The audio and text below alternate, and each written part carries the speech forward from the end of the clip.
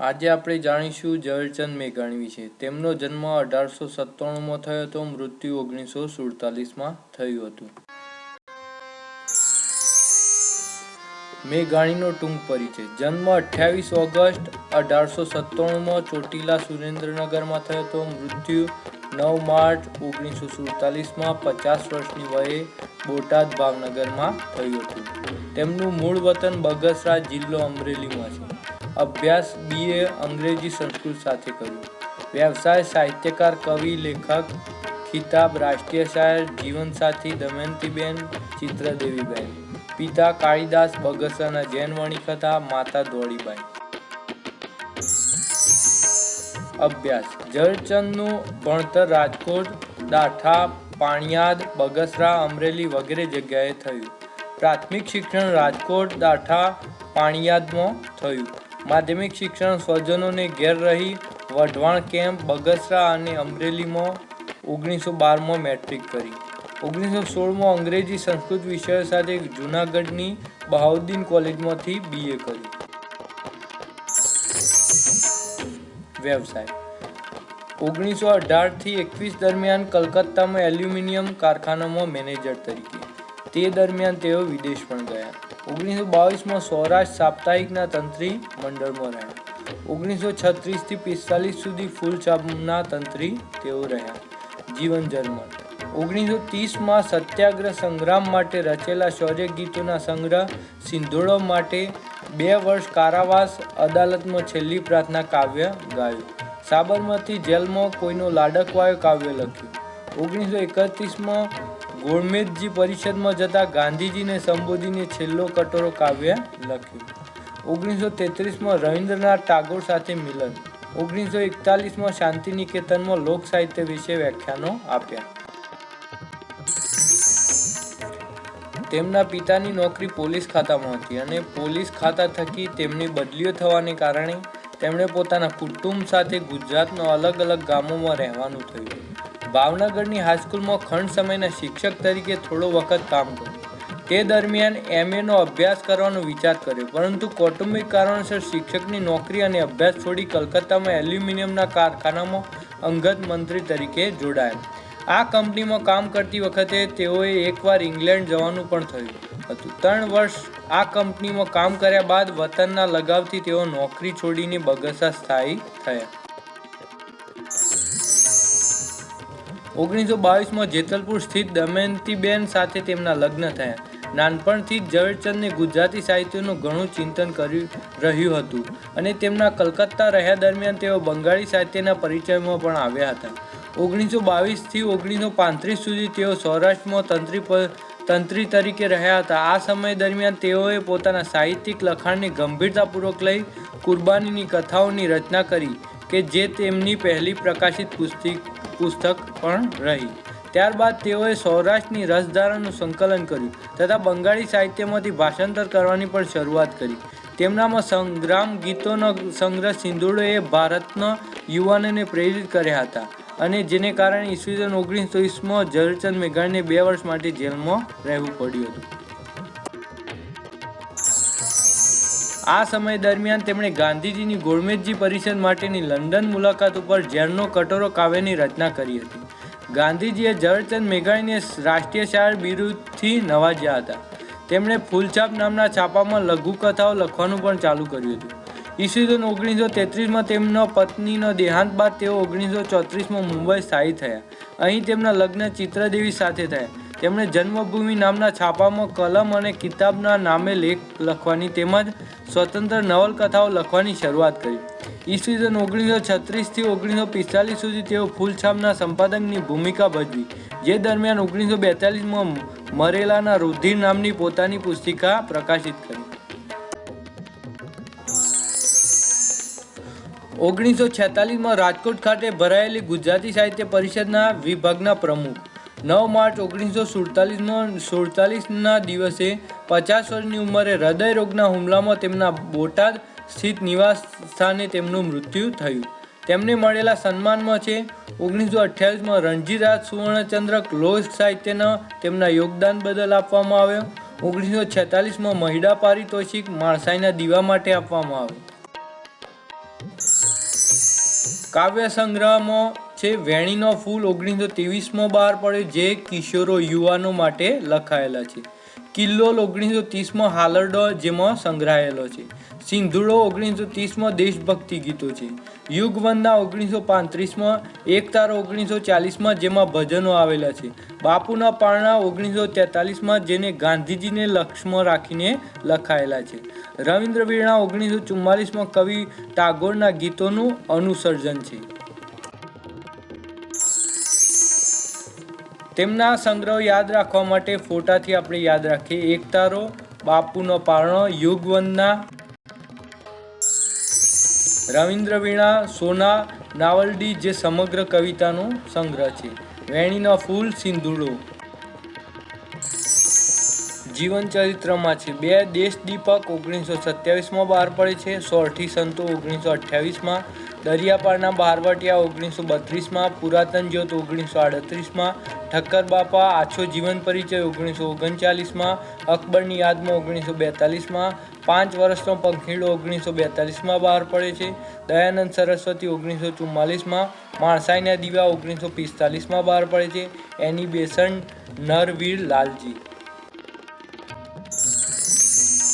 દયાનંદ સરસ્વતી, પુરાતન જ્યોત, દરિયાપારના બહારવટ, અકબરની યાદમાં, પુરાતન જ્યોત, સોરઠી નરવીર લાલજી, 5 વર્ષનો પંખીડો, 2 દેશ દીપક, ઠક્કર બાપા, એની બેસન્ટ, માણસાઈના દીવા.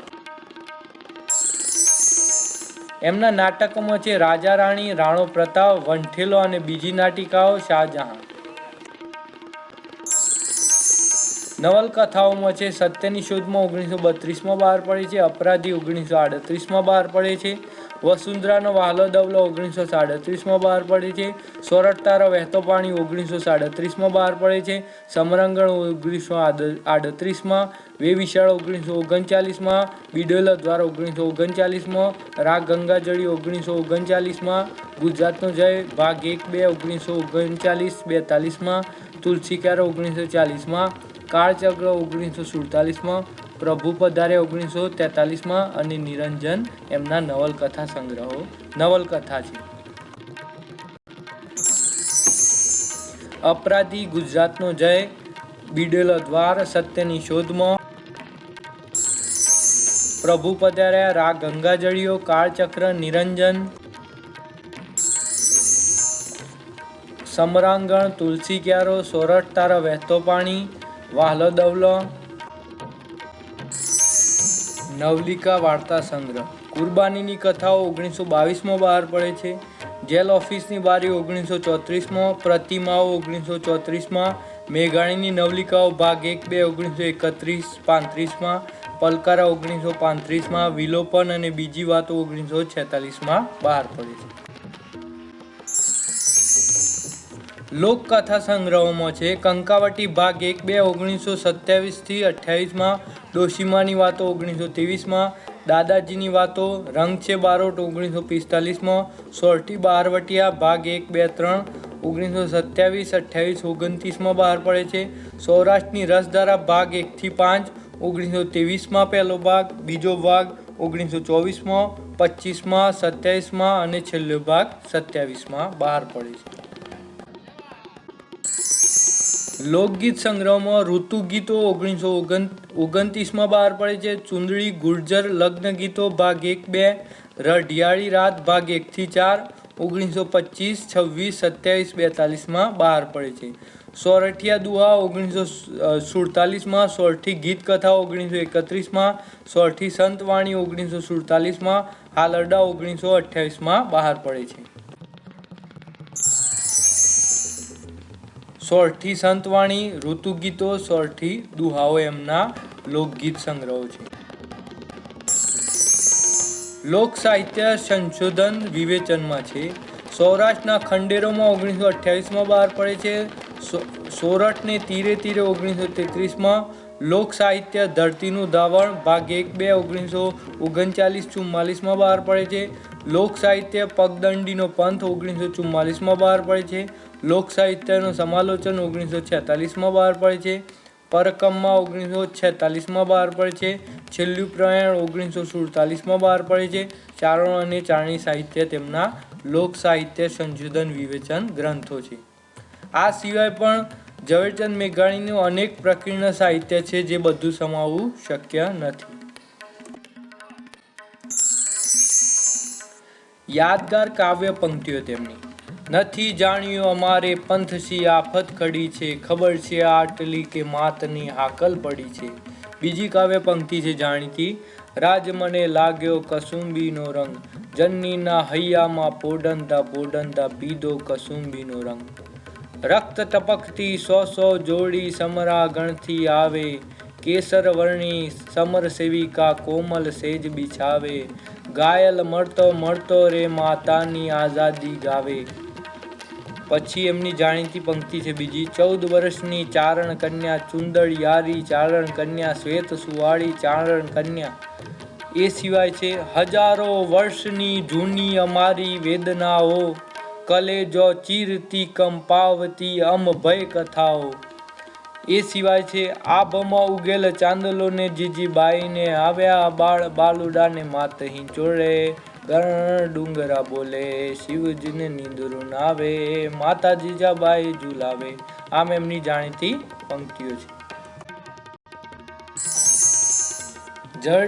ઝવેરચંદ કાળીદાસ મેઘાણીનો જન્મ ક્યાં થયો હતો? ચોટીલામાં. ઝવેરચંદ મેઘાણીનો જન્મ ક્યારે થયો હતો? 1897માં.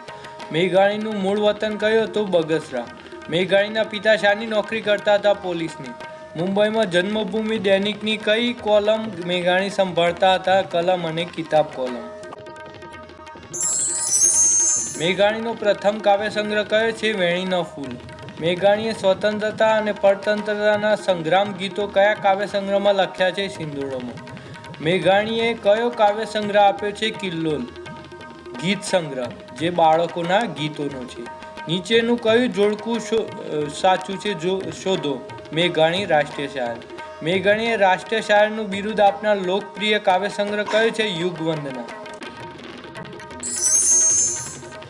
મેઘાણીનો કયો કાવ્ય સંગ્રહ ગાંધીજી વિષયક કાવ્યોનો છે? બાપુના પારણા. મેઘાણીએ રવિન્દ્રનાથના કાવ્યો પરથી લખેલા 66 કાવ્યોનો સંગ્રહ કયો છે? રવિન્દ્ર વીણા.